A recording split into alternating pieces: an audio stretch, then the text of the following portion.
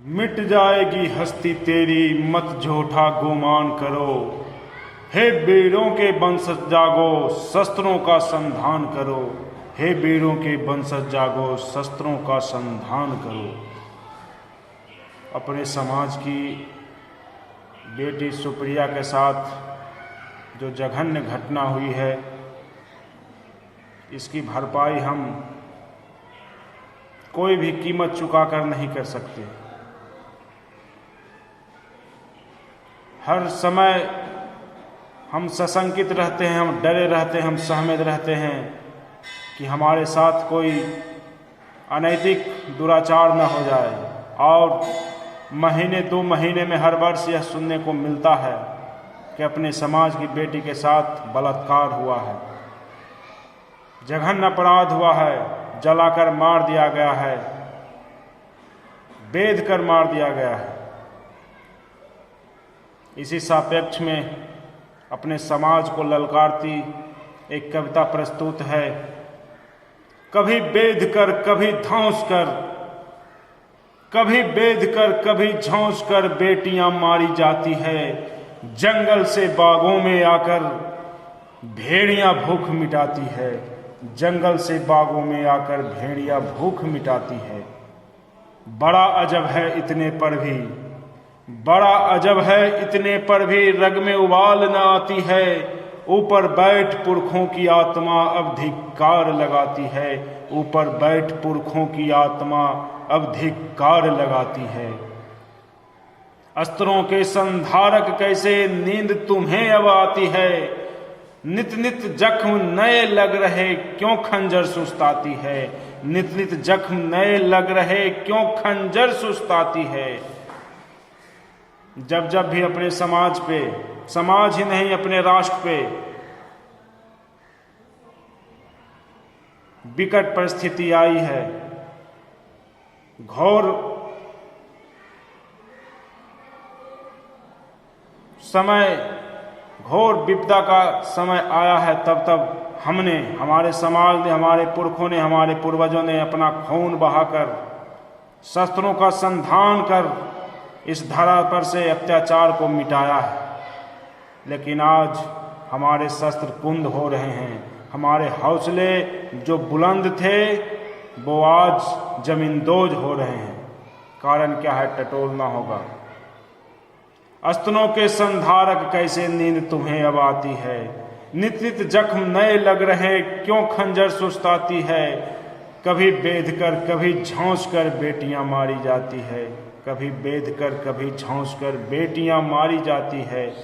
जो अपने परसू के दम पर, जो अपने परसू के दम पर, जो अपने बाहु के बल पर अत्याचार मिटाती है। कुंदधार और निर्बल मन क्यों, कुंदधार और निर्बल मन क्यों राज तुम्हें अब आती है। राज तुम्हें अब आती है। हाथ पे हाथ धरे जब जब ये घटनाएं होती है, हम 2-4 दिन चर्चे कर लेते हैं, अफसोस जाहिर करते हैं, सांत्वना व्यक्त करने के लिए पीड़ित के घर पहुंचते हैं। लेकिन परिणाम क्या होता है? फिर अगले कुछ दिनों के बाद वही घटना की पुनरावृत्ति हो जाती है। सोचना होगा, दिल से सोचना होगा, हौसला के साथ सोचना होगा, बलिदानी सोच के साथ सोचना होगा। डूब रहा अस्तित्व तेरा तुझको ललकार लगाती है। डूब रहा अस्तित्व तेरा तुझको ललकार लगाती है। घोर अंधेरा जंगल का कब सम्मा दूर भगाती है। घोर अंधेरा जंगल का कब सम्मा दूर भगाती है। हर बार घटना के बाद समाज के लोग, समाज को साथ देने वाले लोग मोमबत्तियां लेकर सड़कों पे आते हैं। अपने समाज के ऊपर अपने विरोधियों की काली छाया इस कदर घुप जंगल के अंधेरे की तरह छा गई है जिसे कोई मोमबत्ती, कोई शम्मा दूर नहीं कर सकती। उसके लिए मशाल जलाना होगा, तलवार से उन नापाक शाखाओं को काटना होगा। परिणाम जो भी हो, इसकी चिंता अगर करेंगे तो नित्य दिन हम जलील होते जाएंगे। घोर अंधेरा जंगल का कब शम्मा दूर भगाती है। याचक के हाथों में कब सम्मान की पगड़ी आती है। मान गंवाकर जान बचाना कायर मन को भाती है। मान गंवाकर जान बचाना कायर मन को भाती है। दिया नहीं मसाल जला लो, दिया नहीं मसाल जला लो, हाथ में अब हथियार उठा लो। कुरुक्षेत्र की माटी कब पानी से प्यास बुझाती है। कुरुक्षेत्र की माटी कब पानी से प्यास बुझाती है। कभी बेध कर कभी झौंस कर बेटियां मारी जाती है। एक द्रौपदी की खातिर जब रक्त की नदियां बहती है, एक द्रौपदी की खातिर जब रक्त की नदियां बहती है।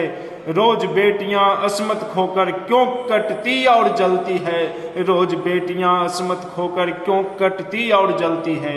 जल जाओ तुम उसी चिता में, जल जाओ तुम उसी चिता में जिसमें तेरा मान जला। या संकल्प उठाओ अब दुष्टों पर तलवार चला। या संकल्प उठाओ अब दुष्टों पर तलवार चला।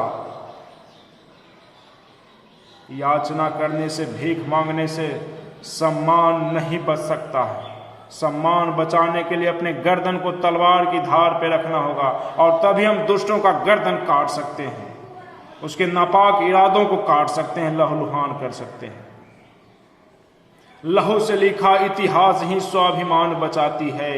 रक्त से रंजित कर दो धरती, पहचान तुम्हारी जाती है। रक्त से रंजित कर दो धरती, पहचान तुम्हारी जाती है। कुरुक्षेत्र की माटी कब पानी से प्यास बुझाती है। कुरुक्षेत्र की माटी कब पानी से प्यास बुझाती है।